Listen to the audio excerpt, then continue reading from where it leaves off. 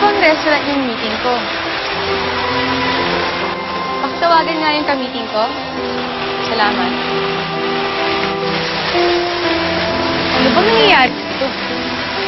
Miss Aldama.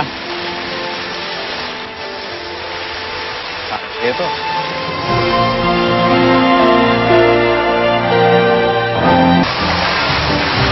Hindi ka galit sa akin? Galit sa'yo. Ikaw... Ikaw na mismo nagsabi, di ba? Business is business. Pera lang yun. Pwede kitain. But tonight, I wanna take it on a personal note. So will you have dinner with me? Pwede ba ako tumangin, Mr. Santibanez? Pwede. Gusto mo naman na sinasaktan ako, di ba?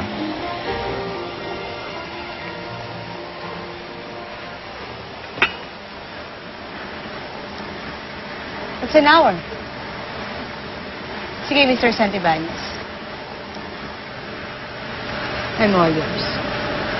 For an hour.